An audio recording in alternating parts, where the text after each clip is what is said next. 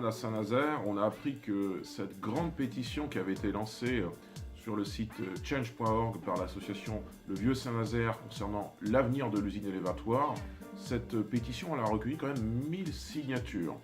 Ça ne veut pas dire qu'il n'y a que des Nazériens qui ont signé, parce que je pense qu'il y a des habitants des autres communes qui se sont sentis concernés, mais ça montre quand même qu'il y a un intérêt populaire autour de cette question. Un intérêt que ne prend pas vraiment en compte ni le maire, ni le parti socialiste localement qui dirige la ville. Parce que, vous le savez peut-être, la majorité municipale, ça y est, elle a validé le projet en lieu et place de l'usine élévatoire, d'un hôtel de luxe et d'une brasserie design.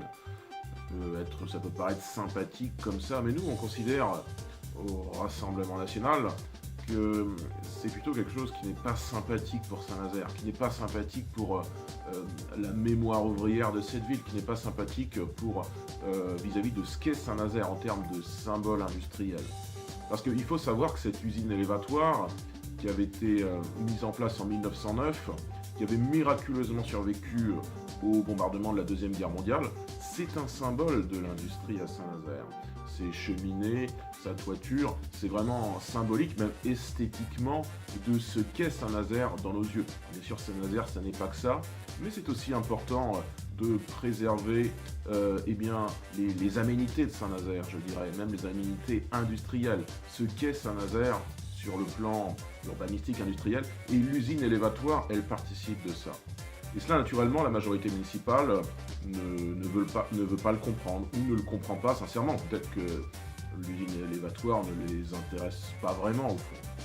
Alors, nous soutenons bien sûr cette pétition. Nous avons signé d'ailleurs, et on est très content qu'il y ait 1000 signatures. Je vous encourage d'ailleurs à signer.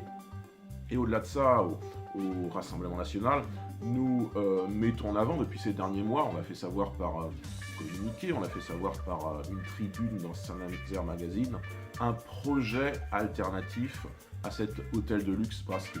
Nous, on souhaiterait par exemple que dans l'emplacement de l'usine élévatoire, on puisse, pourquoi pas, mettre en place un véritable musée des industries navales et aéronautiques. Ça rendrait un petit peu, ça serait un remerciement en quelque sorte pour tous ceux qui ont bâti Saint-Nazaire tel que nous la connaissons, c'est-à-dire une ville de l'excellence industrielle.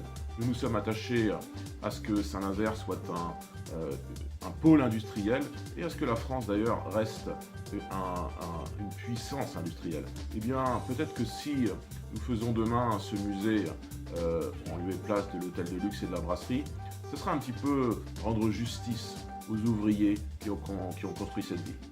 Voilà, c'est un petit peu notre philosophie vis-à-vis de l'usine élévatoire, philosophie qui, vous le verrez, est très différente de celle de la majorité municipale socialiste.